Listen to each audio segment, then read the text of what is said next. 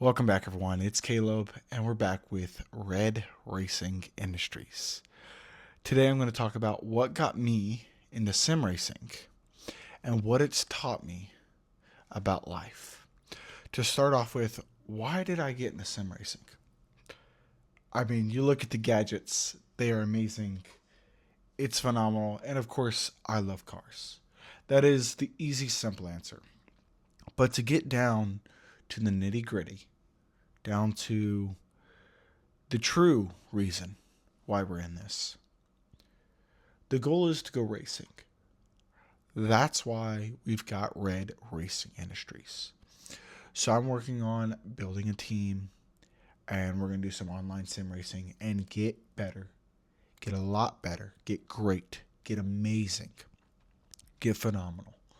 Countless hours I've already put in, almost 60 hours on GT7 just in the last few weeks. And I've been back at it for about 3 to 4 weeks now. A few years ago, I started it with a Logitech and Thrustmaster setup. Like, it was awful, but it was the best that I had at that time. Now, even then, it was still amazing. I didn't know how realistic this could get, and I didn't find that out until I went to Fanatec. Now, there's also other brands like Moza and stuff like that, and they're all great brands. Everyone's got their own opinions on the brand that they choose. For me, I chose it because of style and the way it looks and the actual functionality of it.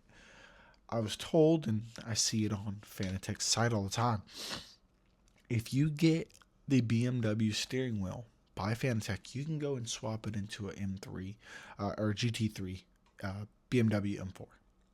Now, that's one thing that got me back into sim racing. But originally, it was getting to feel driving without being in a car.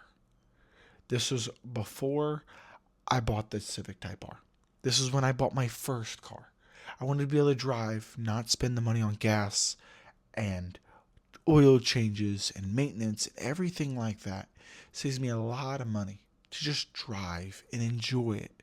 I started on the crew too, for crying out loud. And it's been a few years.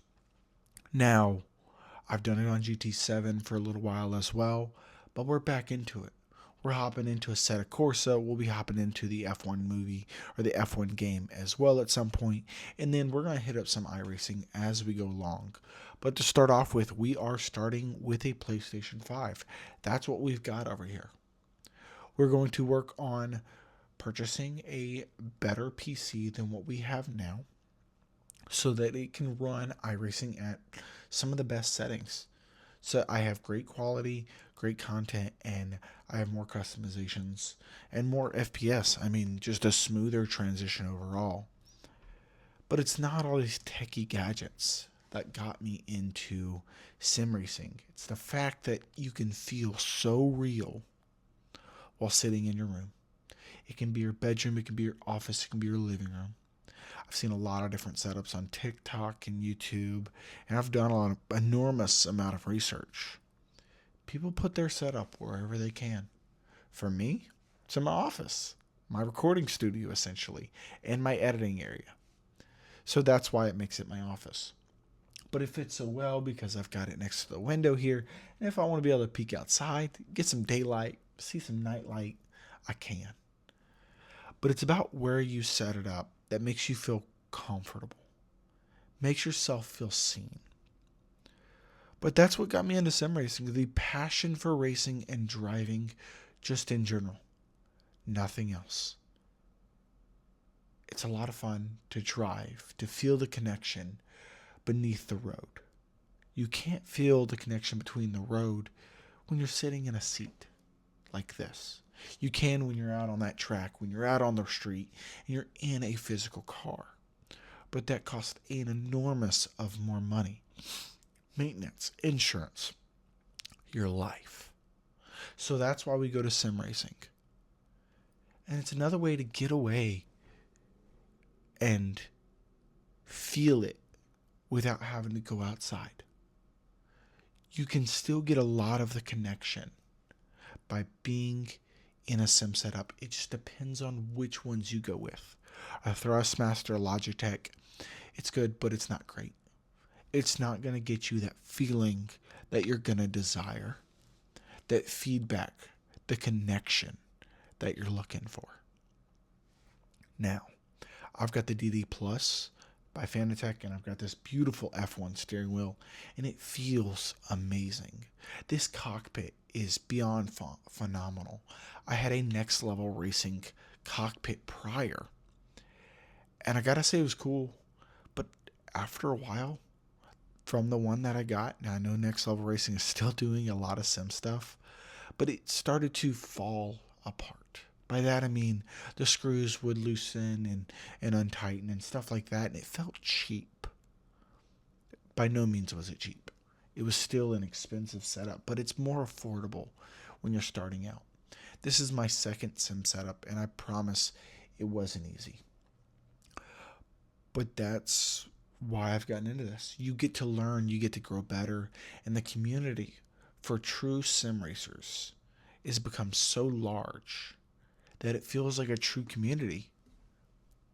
For the other, I say, trolls and posers online, I've seen, I've watched, I know. And for you, that if you get that kind of feedback from one of those people, don't take it to heart. That's not why you get into sim racing. You get into sim racing for whatever reason you want it to be. But for me, I got in it to feel a different connection. I love to feel the road, the rumble, the sound, the smell of gasoline while you're driving at any speed, whether it's 30 miles an hour or 180. There's different feels, different connections, but at the end of the day, you're in that car. You're the one driving, not some poser online telling you you'll never make it, telling them that sim racing isn't how to drive. I mean, just recently, a few weeks ago, and I don't mention many race car names a lot, even though I work for Darrell Waltrip, but Max Verstappen took one of his own sim race team drivers and put him on the Nürburgring. And guess what? They placed first, right ahead of Jan Martinborough. Hopefully I said his name correctly. He was why Gran Turismo made a movie. He was part of the GT Academy. And to me, that's what's gotten me back into sim racing. Just that story, that feeling, and the fact that one of the best drivers, F1 drivers on the planet, hops into a GT3 car that's never been in a GT3 car. He also sim races, and he's got his other sim race team that has never been on a track either, and they win a race on the Nürburgring, one of the most dangerous tracks on the planet. By far one of the most beautiful, too. Those are just a couple things that got me into sim racing. Now, what has it taught me about life? You got different things. Lessons, patience, and improvement. So that's what we're going to cover. A couple different lessons it's going to teach you. And that kind of ties to patience and improvement. Patience is one of them. You got to be patient to make a move. You can't move too quickly. You can't move too slowly either. But as it's always said, smooth is fast, fast is smooth. I think I got that wrong a little bit. But you got to be patient with not only your sim setup, whatever you might be, whether you spent $50, $500, $5,000, $50,000. It doesn't matter what you've spent. You have to have patience with it and yourself, along with whatever game, whatever simulator game that you are driving with, whether it's GT7, Assetto Corsa, F1, iRacing, and not to mention the off-road variants that you have that I've not even dabbled in. By far, those are amazing as well. But you have to be patient so that you can continue to learn, continue to improve. And with improvement, sometimes you go back, sometimes you go drastically forward. It takes time, it takes patience. But to improve takes one step at a time. One step at a time that you can take, that I'm taking myself. And even with improvement, I've improved my setup. Now, I have no way of showing you what I've had before, but you can only imagine. I spent probably $600 or $700, and to me, that was an enormous amount of money for a racing simulator that I didn't even believe in. And that was my first mistake with my first racing setup. But that's taught me about patience and improvement, and I've done my research. Now, a couple things on focus. What you have to focus on. It's not always the bigger picture. Sometimes it's those minute details that you are looking for. Not just the enormous lap time that you're looking for. Those small turns and corners and the slight braking that you have to do to increase your track time, not by a minute, not by a second, but less than a millisecond at a time to get those tiniest amount of improvement to be the top level racer. Now, by no means am I the best, but this is what it's going to take. Is smallest amount of improvements, and we are learning as we go. There's never a limit to how much you can learn. Even the best racers in the world are continuing to learn every single day. The day you stop learning is the day you start getting slower. So as a reminder, and to myself, never stop learning, never stop improving. Always be patient with yourself and focus on what's important. And that's how you feel, how I feel. That's how we feel inside of our sim setup. And one day, when you're sitting in that race car and you get to feel everything that you felt in a simulator, whether it's taken you a few months, a few years, or even if you're at that decade or 2 decades mark of not only sim racing, but dreaming of racing, and you finally get to achieve it, it's going to be an amazing feeling. I can only imagine. I've never been in a full-blown on race car. Actually, yes, I have. I was in Darrell Waltrip's race car, sitting in the DW showroom. Now, did I ever get to drive it? No. But it was still amazing to sit inside of it. I got to hop in it like a good old race car driver. Without doors. I mean, it was a stock car.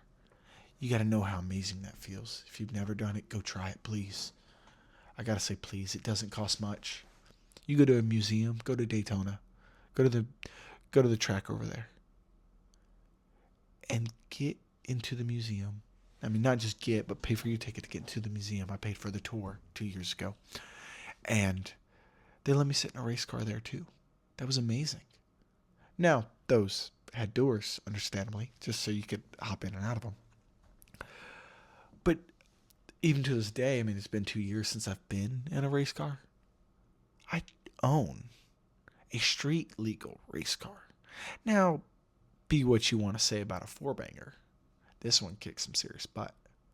The Civic Type R. I love the car. I've never owned a car this long, and I've not even owned it that long compared to other people. I've had it for about 2 years now.